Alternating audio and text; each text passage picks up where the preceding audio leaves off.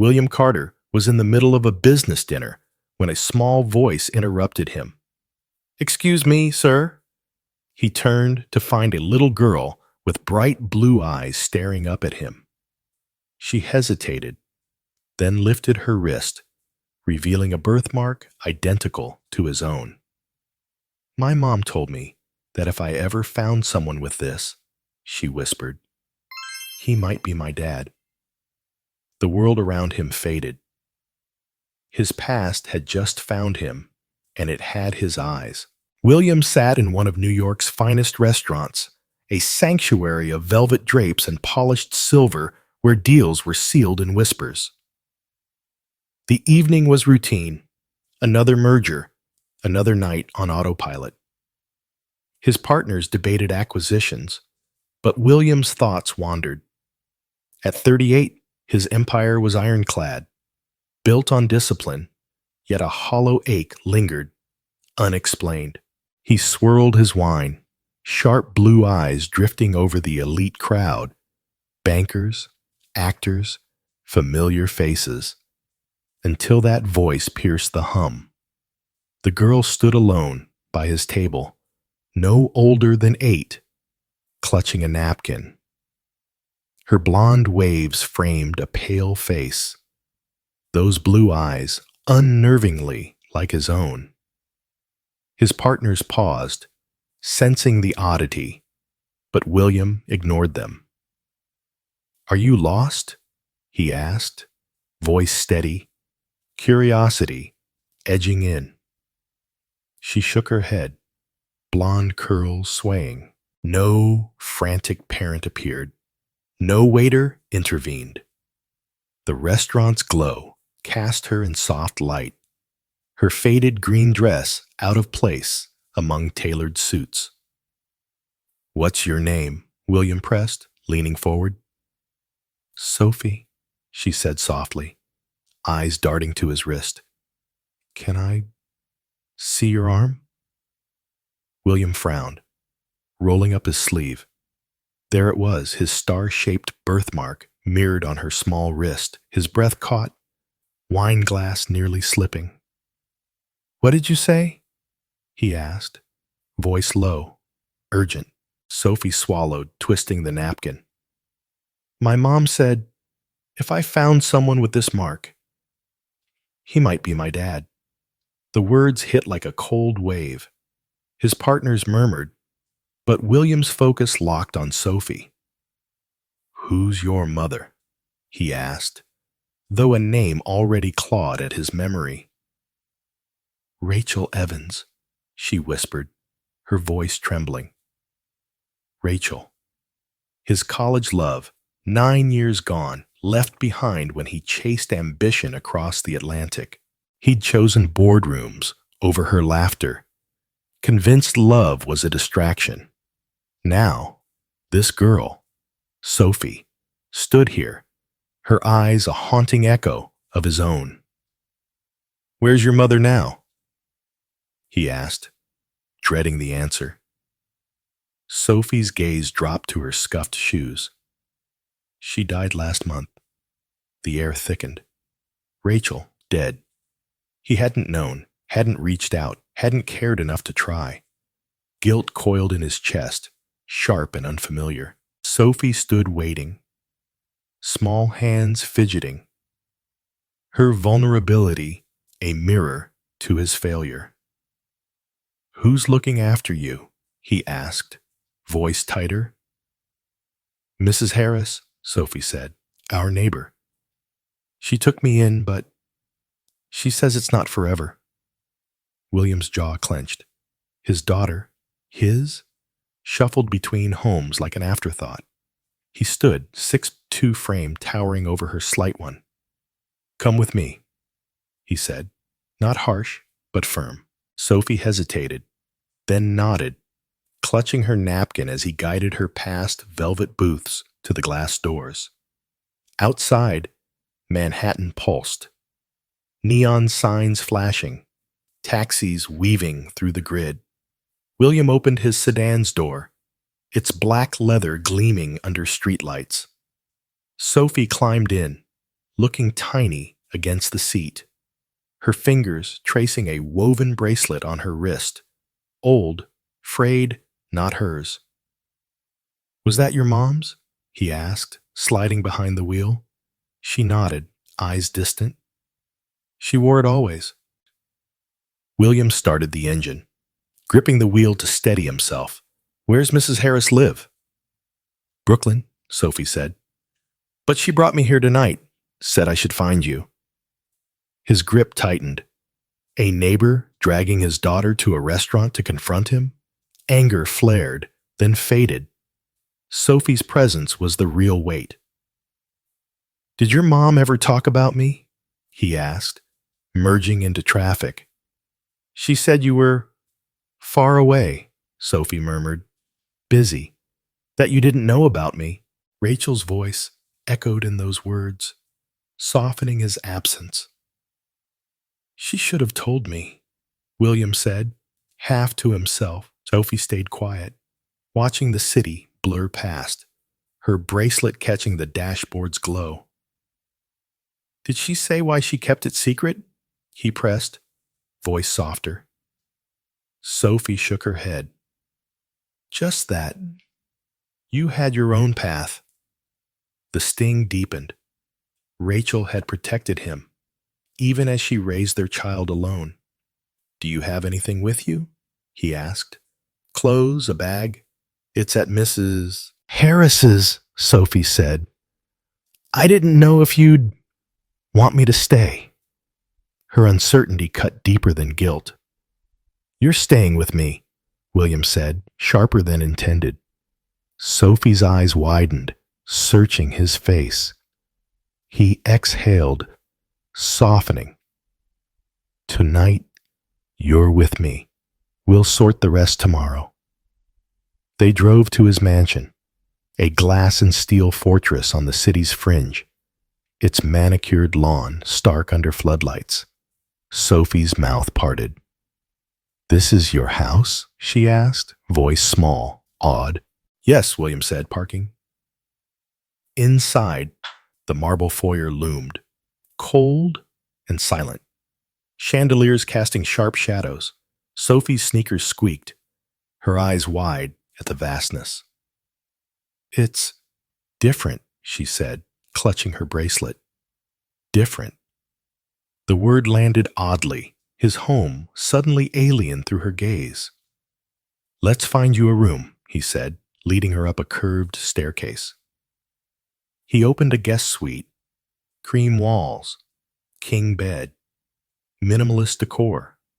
Sophie stood in the doorway, dwarfed by the space. "It's okay," she said, voice flat, unconvincing. William frowned. No warmth, no trace of a child's world. "We'll get what you need tomorrow," he said, more promise than plan. Sophie nodded, climbing onto the bed, her small frame sinking into the duvet. She twisted Rachel's bracelet, eyes heavy but restless. "Can I ask something?" she said suddenly, voice barely above a whisper. "Of course," William replied, pausing at the door. "Are you sure you're my dad?" His throat tightened, her doubt mirroring his own. "That mark," he said, touching his wrist. "It's rare. I knew your mom, Sophie. I'm sure." He hesitated. "But we'll figure it out together, okay?" She nodded, clutching the bracelet tighter. "Okay. Good night." "Good night," he said, closing the door softly. Alone in the hall, William leaned against the wall, Rachel's memory flooding back. Her smile, her strength, the life he'd left. He'd walked away from her, from this. Now, Sophie was here. A chance he didn't deserve. His fingers traced the star on his wrist, doubt gnawing. Could he be what she needed? The mansion's silence pressed in, offering no answers, only the weight of a promise he wasn't sure he could keep. William Carter woke to the unfamiliar sound of footsteps in his mansion. Soft but deliberate, echoing off marble floors. Sunlight sliced through the blinds, catching dust in the air. He rubbed his eyes, the star-shaped mark on his wrist a stark reminder of last night. Sophie Carter, the 8-year-old with his eyes, slept in a guest room down the hall. His daughter, a truth he still grappled with. Rachel Evans, her mother, was gone, leaving a void William hadn't known existed until now. He rushed pulling on a sweater and stepped into the hallway, pausing at Sophie's door. It was ajar, her small frame curled under blankets, Rachel's frayed bracelet on her wrist. His chest tightened. Could he be what she needed? Downstairs, he brewed coffee, the machine's hum grounding him. Sophie appeared, blonde curls tangled, wearing the same green dress from the restaurant. "Morning," she said, voice cautious, climbing onto a bar stool. "Morning," William replied, sliding a glass of juice her way. "Sleep okay?" She nodded, fingers tracing the bracelet. "It's quiet here." He paused, the mansion's silence suddenly heavy. "We're going to Mrs. Harris's today," he said, "to get your things." Sophie's eyes flickered, uncertain. "Okay." They ate cereal in silence. Sophie's gaze drifting to the window, Manhattan's skyline glinting in the distance. William watched her, noting her careful movements, like she was afraid to take up space. "Anything you want to bring back?" he asked. She shrugged. "Just Mom's stuff." The words landed softly, but they carried Rachel's weight. William nodded, unsure how to bridge the gap. "We'll make sure you have it." An hour later, they drove across the Brooklyn Bridge, the city's pulse humming beneath them. Sophie sat quietly, twisting the bracelet, her sneakers tapping the floorboard. William glanced at her. "What's Mrs. Harris like?" "She's nice," Sophie said. "Strict, but she cared for Mom and me." Her voice held a loyalty that made William's stomach twist. He'd been absent, unaware, while this neighbor stepped in. "Sounds like a good person," he said, keeping his tone even. They pulled up to a brownstone in Brooklyn, its stoop lined with potted plants, a stark contrast to William's sterile mansion. Sophie hesitated, then climbed out, clutching her dress. William followed, feeling out of place in his tailored coat. The door opened before they knocked, revealing Mrs. Linda Harris, a woman in her late 50s, sturdy build, dark skin with gray-streaked hair pulled tight. Her brown eyes assessed William, sharp but not unkind. "You must be Mr. Carter," she said, voice measured. "Sophie's talked about you." William nodded, extending a hand. "Thank you for taking care of her." Linda shook it firmly, then knelt to Sophie, softening. "How you holding up, sweetheart?" Sophie managed a small smile. "Okay." Linda stood, gesturing inside. "Come in, her things are ready." The house smelled of cinnamon and laundry, walls adorned with family photos. None of Sophie, William noted, a pang hitting him. A small duffel sat by the couch, packed tight. Sophie knelt beside it, unzipping it carefully. Inside were clothes, a stuffed rabbit, and a leather-bound notebook, worn at the edges. "Mom's journal," Sophie whispered, clutching it. William crouched beside her. "She wrote a lot?" Sophie nodded, tracing the cover. "Every day." Linda watched, arms crossed. "Rachel left instructions. Said if anything happened, Sophie was to find you. Took me weeks to track you down." William's jaw tightened. She should have told me sooner. Linda's eyes narrowed. Maybe, but she had her reasons. Question is, what are you going to do now? The challenge hung heavy. William stood, meeting her gaze. I'm here. Sophie's with me. For how long? Linda pressed, voice low so Sophie wouldn't hear. She's been through enough. You sure you're ready? William bristled, but doubt crept in. I'm sure, he said, firmer than he felt. Sophie zipped the bag, oblivious to the tension, and hugged Linda tightly. Thank you, she murmured. Linda's face softened, brushing Sophie's curls. You call me any time, here? As they left, William carried the duffel, Sophie clutching the journal. Back in the car, she opened it, flipping to a page with Rachel's neat script. Can I read it? She asked, voice small. Of course, William said, starting the engine. Want to read it to me? Sophie hesitated, then began. October 12th. Sophie's growing so fast. She asked about her dad today. I told her he's far away, but I wish I could tell her more. Sophie's voice wavered. She wrote about you. William's throat tightened, hands gripping the wheel. What else did she say? Sophie turned the page. I don't blame him. He didn't know. But I hope one day. She stopped, eyes glistening. It ends there. The silence stretched, Rachel's words a ghost between them. William wanted to ask more, but Sophie's expression, fragile, guarded, held him back. Keep it safe, he said instead. We'll read more later. Back at the mansion, Sophie retreated to her room, journal in hand.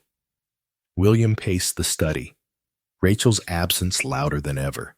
He'd loved her once, but fear of failure, of being tied down, had driven him away. Now, Sophie was the consequence, and he wasn't sure he deserved her trust. A knock interrupted his thoughts. He opened the door to a woman, mid-40s, auburn hair, olive skin, eyes red from crying. William Carter? She asked, voice sharp. Yes, he said, wary. Who are you? Clara Evans, she said, Rachel's sister. His stomach dropped.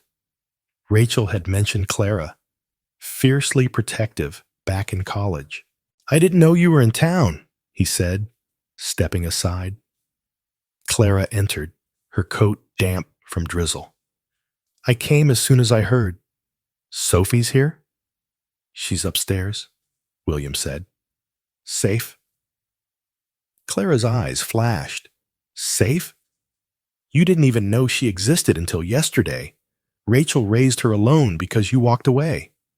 The accusation stung, true as it was. I didn't know, William said, voice low.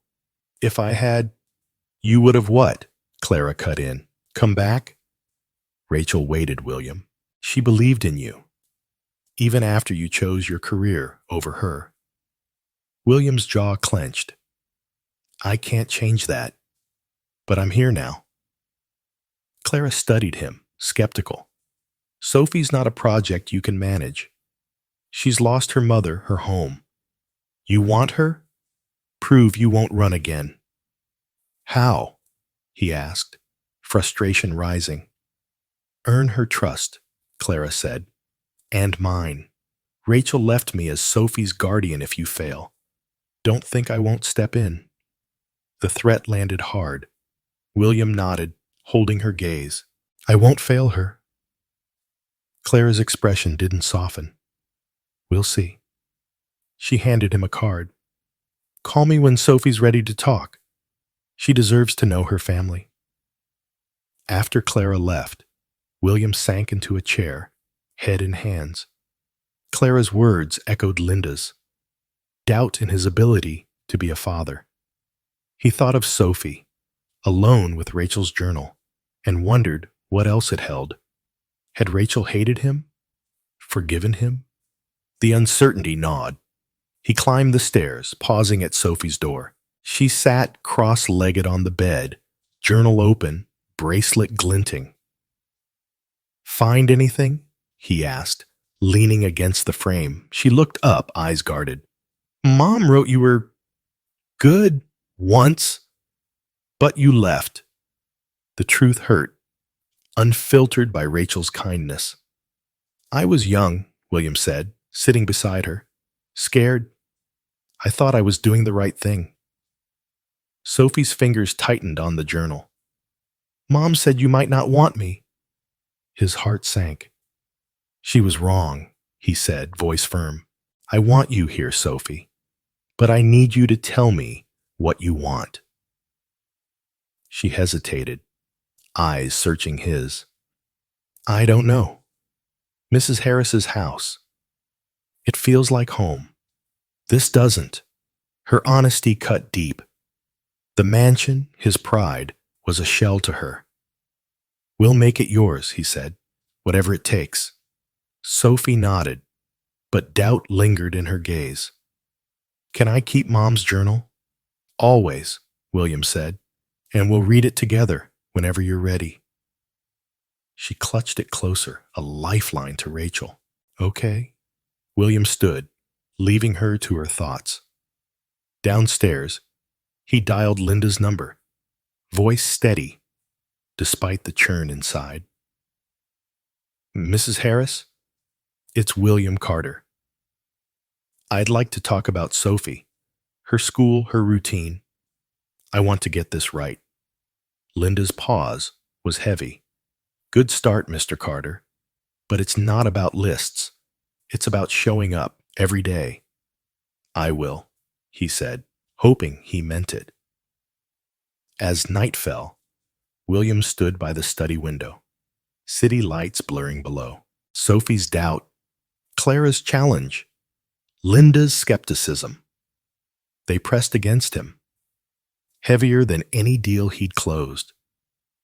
Rachel's journal held answers, but also truths he wasn't sure he could face. For now, Sophie was upstairs, and that was enough to keep him here, fighting for a promise he'd only just begun to understand. William Carter stood in Sophie's guest room, now half transformed. Blue paint cans lined the floor. A desk held new books, and a star-patterned quilt brightened the bed. Sophie, 9 months after that restaurant night, knelt by a box, arranging stuffed animals. Her blonde curls bounced, Rachel's bracelet glinting on her wrist. William watched, his star-shaped mark a quiet echo. He'd spent months proving he wouldn't run, but Sophie's trust remained fragile, her blue eyes still searching for proof he'd stay. Like it so far? He asked, leaning against the doorframe. Sophie nodded, placing a rabbit beside her mother's journal. It's mine now. The word hit him. Mine. His Manhattan mansion, once a cold fortress, was softening. Sophie's drawings on the fridge, her shoes by the door. Yet she still called Mrs. Linda Harris's Brooklyn brownstone home, a truth that stung. Anything else you want? He asked. She hesitated. Maybe. A lamp? Like Mom's? William smiled. We'll find one. Their days had settled into a rhythm. School drop-offs, dinners, bedtime stories. But Sophie's fear lingered, rooted in Rachel's absence and William's past. Clara Evans, Rachel's sister, had softened but watched closely, her card still in his wallet. Linda, too, checked in, her voice warm but firm. Keep showing up, Mr. Carter. William was trying, but doubt gnawed. Was he enough? That afternoon, they drove to a Brooklyn shop, Sophie clutching Rachel's journal. Inside, she scanned lamps, pausing at a brass one with a stained glass shade. Like Mom's, she said, eyes bright. Sold, William said, paying. Sophie's smile, rare and unguarded, warmed him. Back home, they set it by her bed, its glow softening the room. Perfect, she whispered, twisting her bracelet. William sat beside her. Want to read more of your mom's journal? Sophie nodded, opening it. March 3rd, Sophie's learning piano. She's stubborn, like her dad. She glanced at William. Did you play? He chuckled. Badly. Rachel was better. Sophie turned the page. William thought I didn't want him. I let him believe it, to protect him. I was wrong. Her voice faltered. Mom didn't tell you. Because she thought you'd leave anyway. William's throat tightened. Rachel's words rewrote his guilt. Not just his choice, but her silence. I wish she'd told me, he said. I'd have stayed. Sophie's eyes searched his. Would you? Yes, he said, firm. And I'm here now? She nodded, but doubt lingered, her fingers tight on the journal. William wanted to promise more, but words felt thin. Instead, he tucked her in, the lamp casting stars across the ceiling. Good night, Sophie. Good night, she murmured, eyes heavy. Downstairs, William dialed Clara. Sophie's doing okay, he said.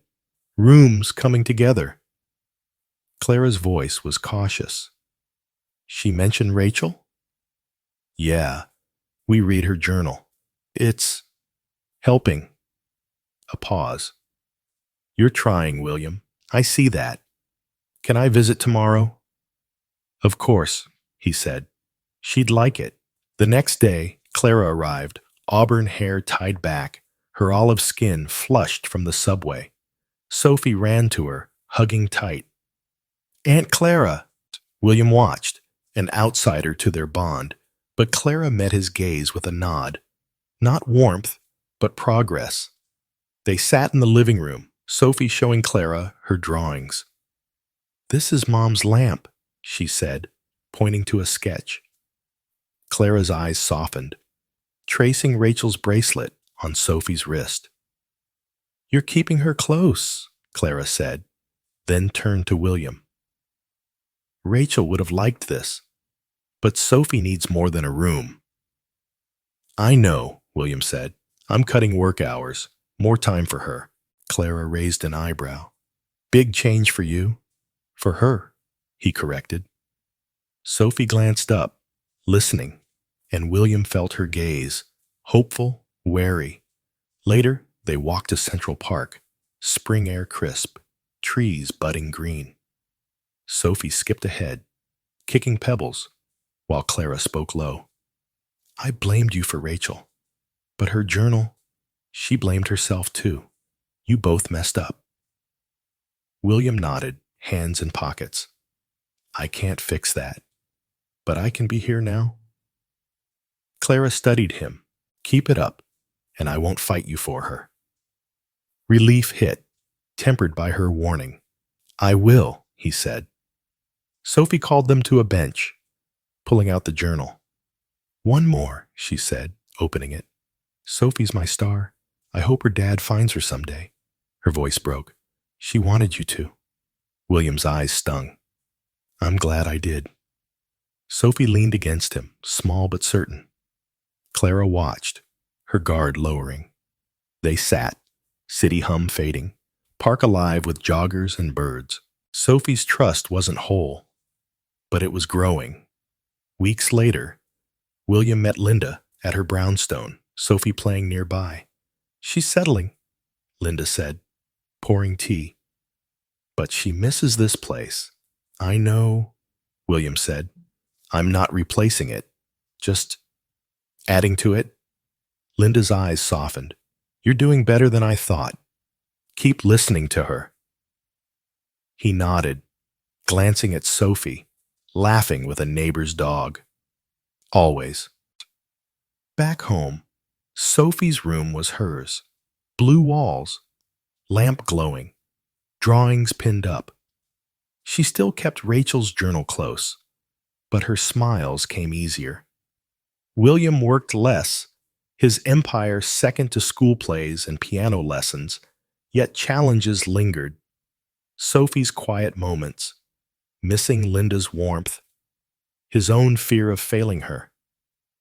One evening, they sat on her bed, journal open. "Sophie's enough for me," she read, "but I hope she has more." She looked at William. "Do I?" He took her hand, star mark meeting hers. "You have me. And Clara, Linda too." Sophie nodded, bracelet glinting. "And Mom?" "Always," William said. She hugged him, small arms tight. The mansion wasn't Linda's, not Rachel's, but it was theirs, imperfect, growing. William held her, knowing some days would be hard, but this promise he'd keep. Central Park bloomed with autumn gold, leaves crunching underfoot. William Carter pushed Sophie on a swing, her laughter bright against New York's hum. A year after that restaurant night, Sophie's room held her mark. Blue walls, Rachel's lamp, drawings everywhere. William worked less, his empire yielding to piano recitals. Sophie, now 9, still wore Rachel's bracelet, her trust growing but fragile. She missed Linda's brownstone, feared William might drift. Clara visited often, her doubts easing, while Linda's calls kept them grounded. They weren't perfect. Some days, Sophie withdrew. William stumbled. But under these trees, they were enough.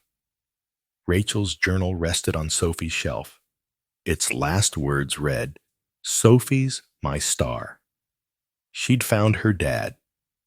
Dear listener, family grows through courage, not flawlessness. If Sophie's story moved you, please like this video to share her light, reminding us broken paths can lead home.